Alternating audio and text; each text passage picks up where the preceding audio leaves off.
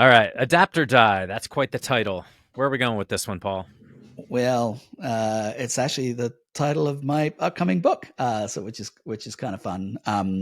We're we're shooting for a release of that book towards the end of this year. Um, but really, it's about a brutal truth, which is that the world of work is changing so much that if you're not truly taking control of your own career in this new world of work, then you're going to be left behind. Most futurists believe that about 80% of the jobs that are going to exist in a decade don't exist today. Hmm. And so the whole idea, the whole kind of like linear idea of I'm going to be this in 10 years' time, 15 years' time, or 20 years' time, if it ever did work, and I think it rarely worked for most people. Most of us are Yeah, not at 50. Most of us are not what we intended to be at 20. But if it ever did work, it certainly doesn't work anymore. yeah. And so, really, the premise of the book and the premise of what we want to go over in this pod, as we give people a little bit of a preview of it, is to basically say to people that there's one central tenet behind career planning, or there should be one central tenet behind career planning, and that central tenet is adaptability. And so we call the whole term adaptive career planning Hmm. is what we do in our master classes on this and our programs on this is all centered around this idea of like your career planning is no longer linear.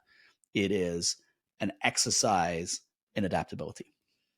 And I would say not only is it not linear, but it's not anyone else's responsibility. I think a lot of Mm-hmm. times people said, "Oh, I go into my company, and then there's these pathways. There's this development course I can take. There's the leadership two, and all these levels Yeah. of taking leadership, and you expect then I'll get a promotion, and then I'll do this, and then I'll do that. That linear path is not guaranteed at all. No.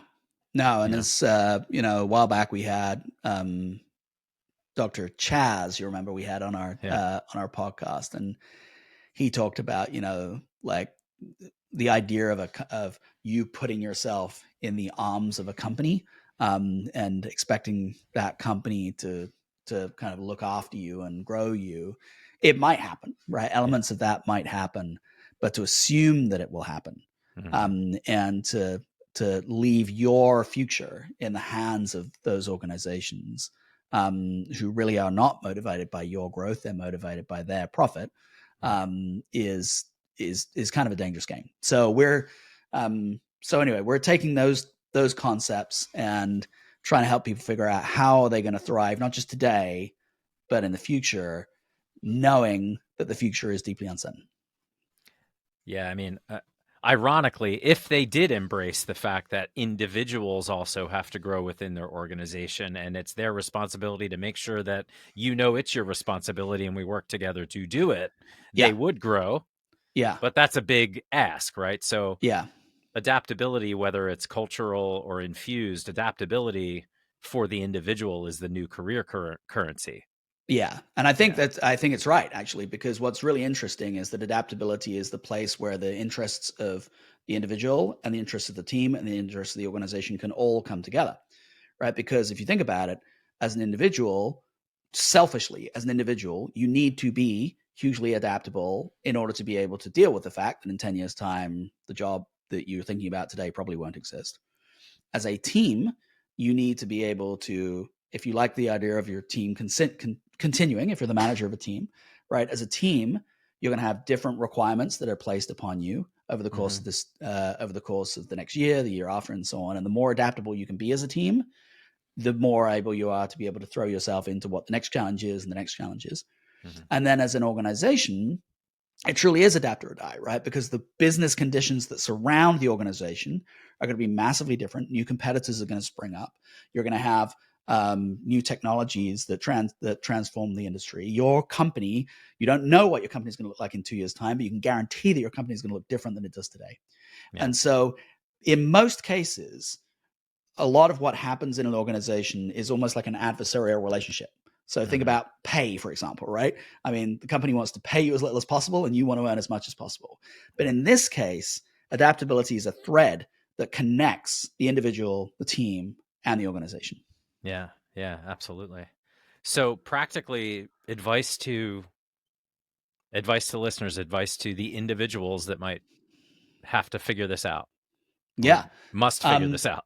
Yeah. So there's not really time to go to go through all of the different layers associated with this, but actually I just a few weeks ago wrote a newsletter article about this, and it's called the 9 layers. It's a 9-layer model basically about adaptive career planning. And so we'll put that in the show notes to talk about these 9 layers.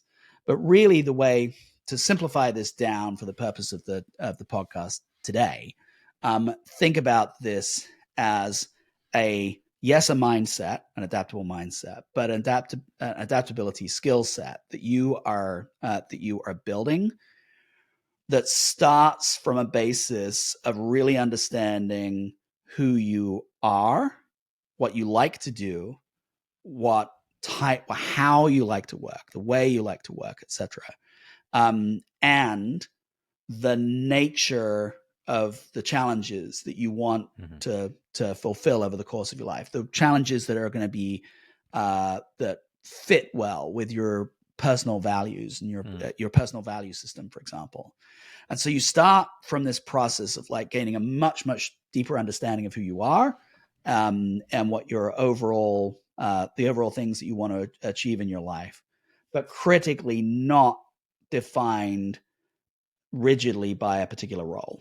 So it's no longer, I want to be a chief financial officer, right? It's whatever being a chief financial officer would bring to you is the things that you want to be able to focus on. And then as you've got that sort of base layer, you then need to add additional layers of capability onto that, so that ultimately what you're doing is you're creating a set of skills that are surrounding that destination that you're looking to get to. And that can take you in all kinds of different directions. So in my case, for example, I knew that I needed to do work that was centered around helping other people learn and grow. And right now, I'm pursuing that as the CEO of a startup. But there are a million different ways I could have pursued that. Right. And so the goal is not to be the CEO of a startup. The goal is to have meaningful, fulfilling work that helps other people learn and grow and be relevant. Yeah. So it is that layer of capabilities, and it's also sort of changing what the North Star is in a way that is durable, even as the world of work changes. Yeah. That's fascinating. And the survival skills are different now, right? Yeah. I love the way you say survival skills, because it's really, so we focus very heavily on adaptability because adaptability is the skill. The related trait to that is resilience, right? And resilience that we think of is the ability to intellectually and emotionally cope with change, because as you're going through all of this change, if you're not approaching it in the right way, it can take a toll on you. So you need to be able to have that resilience and understand that adaptability is not the exception. Adaptability is the rule, right? Everything will be different. The thing you don't know is how it's going to be different, but you do know that it is going to be different. And so that's why adaptability becomes absolutely premium, with the ability to cope intellectually and emotionally with it. Yeah. And it's interesting too to think that, it might come to certain people who've been in this space for a long time as a sort of an, of course, that's the case. But, imagine this is the first time you're kind of even thinking of it this way. Like, oh, that's true. I do have to figure this out, Yeah. It's especially whether it's people who've been in the workforce a long time that are having to deal with it as a switch in the workplace, or kids entering the workforce for the first time. They may have watched a parent or a mentor, a teacher, or something like that have a certain path, and you realize, well, that path isn't available to me when I graduate with my degree. It's going to be a very different thing. So this is a good one. Thanks, Paul. Thank you, Matt.